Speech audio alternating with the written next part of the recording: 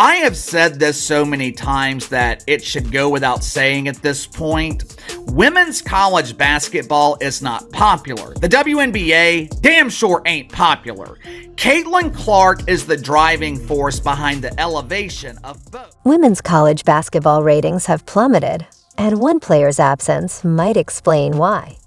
Caitlin Clark wasn't just a star. She transformed the game, drawing massive viewership.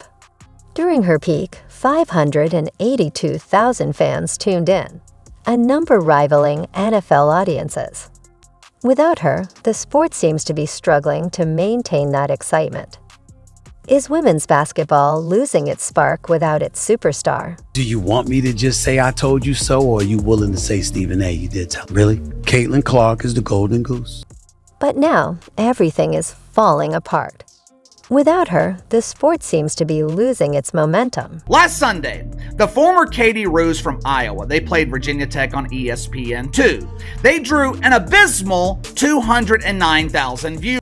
Just imagine top games are barely scraping 209,000 viewers. That's a staggering 64% drop, but it's like the excitement just vanished overnight. You might be thinking maybe it's just a bad game or two. Nope, this isn't a one-time thing. We're seeing this trend everywhere, and it's only getting worse. The game between Iowa and Toledo last week, 136,000 viewers. When Iowa played, only 136,000 tuned in, less than a quarter of what Clark attracted. It's as if the energy vanished and fans stopped watching. I wasn't watching women's basketball last season until the tournament. I am damn sure not watching this season now that Caitlin Clark has moved on.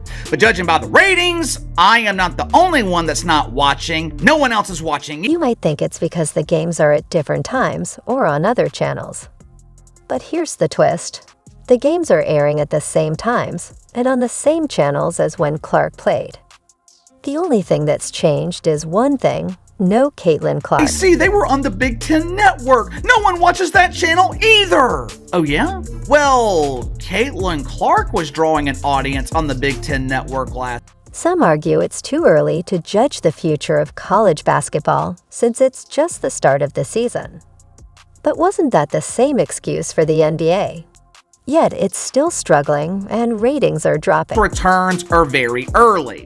We only have ratings available for 2 nationally televised games. Right now, is there cause for concern? No. Right now, should anyone be worried? No. However, the media said the same thing after ratings for opening week in the NBA were in the pooper, and here we are 3 weeks later and the NBA is still a huge embarrassing failure. Some might argue that these games overlap with the NFL, but remember, Caitlin Clark faced the same competition.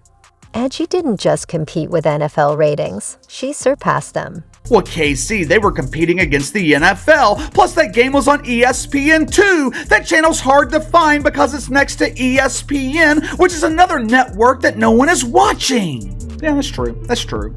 But last season, Caitlin Clark was competing against the NFL when her first nationally televised game was broadcast on ESPN2, meaning Caitlin Clark was dealing with the same conditions that the former Roos were dealing with last Sunday.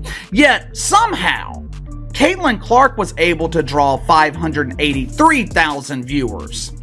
One player can have such a massive impact. What does that say about the sport? Is it too reliant on star power? And what happens when the next big star moves on? Women's college basketball now feels like a one-woman show that lost its leading lady, with no understudy to draw the same crowd. I've said this so many times that it should go without saying at this point. Women's college basketball is not popular. The WNBA damn sure ain't popular. Caitlin Clark is the driving force behind the elevation of both. Million-dollar question. Will another player step up and capture the nation's attention like Clark did? Or are we witnessing the start of a serious rating slump for women's college basketball? One thing's for sure, everyone will be watching those numbers closely in the coming weeks. The game might be the same, but without Caitlin Clark, it's a whole new ballgame. The media pushed players like Paige Bueckers and Angel Reese as the next big thing. But the ratings and attendance tell a different story. Are we looking at a sport that can't survive without a once-in-a-generation superstar? The mainstream media downplay the impact of Caitlin Clark. Take Angel Reese, for example. Remember her? The media couldn't stop talking about her, acting like she was the next Caitlin Clark. But here's the shocking truth. She couldn't even sell out home games at LSU. Can you believe it? One of the biggest names in women's college basketball, and still empty seats in the arena. That lack of ability, it is the one thing that carried over with Angel Reese to the WNBA because she was not selling out home games in the high school gym in Chicago either. You might be thinking, okay, but that's just college ball. What about when she went pro? Well, hold on, because it gets even crazier. Reese moved to the WNBA, and you'd expect her to be packing the house, right? Wrong. Even in smaller venues, the crowds just didn't show up like everyone expected. The star power that seemed so bright in college just fizzled out. And it's not just Reese. The media kept pushing other names, trying to create the next big star. Paige Bueckers was another one they couldn't stop talking about.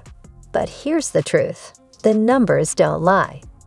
No matter how much hype these players got, they just weren't pulling in the viewers like Clark did. Media has tried to credit anyone not named Caitlin Clark for the rise of women's basketball. But once again, we were given further proof that women's basketball struggles to draw flies to a fresh turd without Caitlin Clark. What's really going on here? It's starting to look like women's basketball isn't just struggling. It's revealing how much it relies on star power.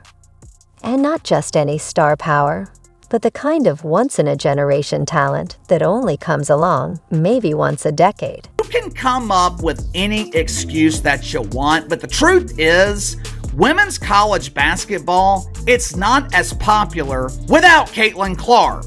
Basketball, more than any other sport, it is heavily reliant on star power. When you don't have star power, you don't have an audience. And if you don't believe me, just look at what has happened to men's college basketball in the last 10 or 15 years. The one and done rule in the NBA, it has destroyed men's basketball. This is just the ratings for 2 games in November. It's too early to be concerned. There's nothing to worry about yet. But this is a critical season for women's college basketball, and what happens this season in women's college basketball, it could foreshadow what happens in the future for the WNBA dump. Similar to the Big 3 league that's owned by Ice Cube, except Unrivaled will feature current WNBA players, while the Big 3 features real basketball players that used to play in the NBA. Privately, I am wondering if Kat Engelbert is concerned. Hell, for their sake, I hope she is concerned. If my dumbass thought of this apocalyptic scenario, I would hope people smarter than me would also think of this.